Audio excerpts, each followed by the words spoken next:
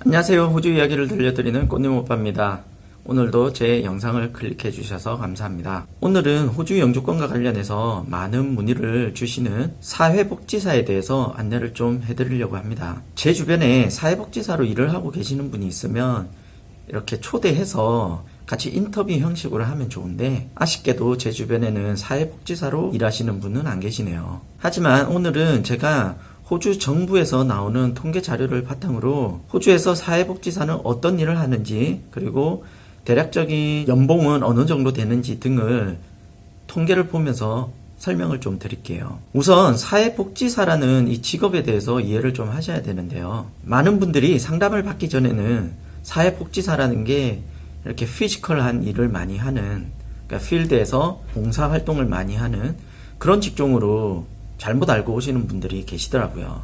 물론 어느 정도는 그런 분야의 일을 하는 것도 포함이 되지만, 구글에서는 사회복지사를 어떻게 정의하는지를 한번 볼게요. 구글에서 소셜워크라고 검색을 하면 이렇게 정의를 해주는데요. 한글로 풀어보자면, 개인적인 문제나 사회적 문제에 대하여 여러 가지 프로그램을 운영하여 도움을 준다거나 차별과 평등, 착취, 학대 등이 야기되는 사회적인 구조 문제 등을 다루는 그런 직업이라고 정의를 하고 있습니다.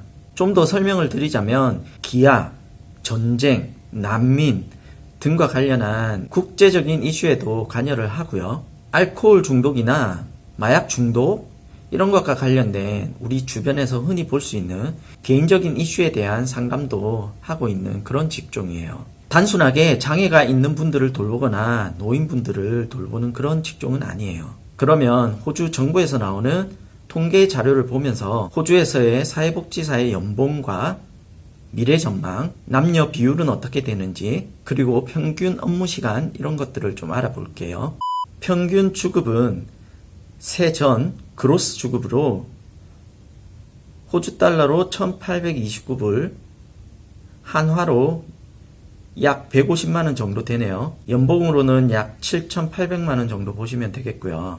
그리고 제일 중요한 퓨처 그로스, 미래 전망과 관련된 거겠죠. 여기에서는 전망이 아주 좋은 직종으로 표시가 되죠. 여기에 나누는 기준은 very strong, strong, moderate, stable, decline 이렇게 총 5가지 전망이 표시가 되는데요. 소셜워커는 두 번째로 높은 strong으로 표시가 되고 있죠.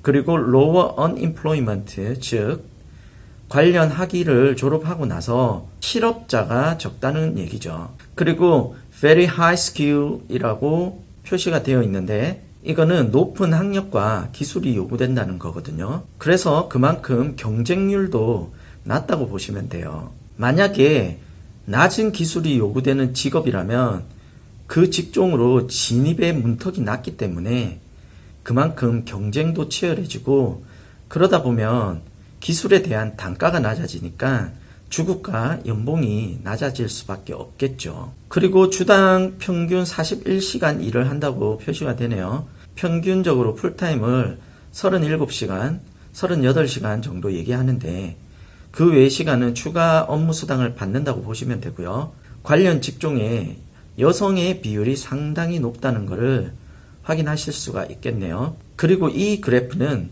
타 직종들의 평균 연봉과 비교를 해주는 건데요. 파란색 그래프가 소셜워커니까 다른 여러 가지 직종들의 종합해서 나오는 연봉들의 평균 연봉에 비해서 소셜워커가 상당히 많은 연봉을 받고 있는 고액 연봉 직종이라는 걸 확인해 볼 수 있겠죠. 그리고 이 그래프는 다른 직종들과 비교해서 소셜워커들은 어느 연령대가 많은지를 보여주는 거고요. 아주 어린 나이대보다는 30대 중후반에 분포가 높다는 걸 확인할 수가 있습니다. 조금 더 나이가 찰수록 안정적인 그런 직종이라고 바꿔 얘기할 수가 있겠네요. 그리고 앞서 말씀드렸지만 소셜워커는 높은 학력이 요구되는 그런 직종이에요. 그래서 기본으로 학사학위 이상을 요구한다고 보시면 되고요. 왼쪽에 짙은 회색으로 표시되는 타 직종들에 비해서 높은 학위가 요구되죠. 그리고 석박사까지 취득한 사람들도 상당히 많이 있는 그런 직종이에요. 그리고 지역별로 보시면 멜번이 속해 있는 빅토리아주가 타 직종들에 비해서 소셜워커 종사자가 많이 있다는 게 확인되죠. 애들레이드가 있는 사우스 오스트레일리아주도 마찬가지네요. 이건 제 개인적인 생각인데요. 어디까지나 뇌피셜이에요.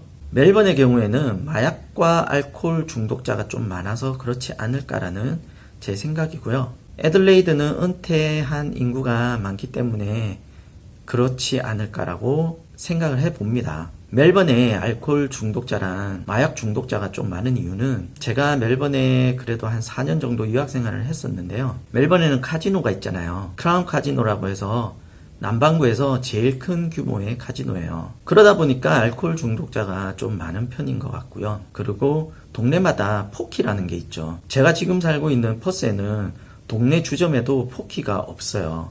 멜번에는 동네 주점마다도 포키가 있어요. 포키라는 거는 빠찡코라고 하나요? 기계로 이렇게 클릭 해가지고 앞에 그림 맞추는 그런 갬블링 머신인데요. 아무래도 이런 사회적인 분위기, 그런 영향을 무시를 못하겠죠. 그리고 이거는 마지막으로 어떤 유형의 업무를 많이 하게 되는지를 보여주는데요. 이 외에도 더 다양한 업무 내용들이 있지만 제일 자주 하게 되는 업무 내용 5가지를 보여주는 거예요. Face-to-face discussions, electronic mail, 이메일이라는 거죠. 그리고 텔레폰, 전화 응대, 그리고 contact with others, 이것도 뭐 마찬가지죠. 다 이렇게 연락하는 거예요.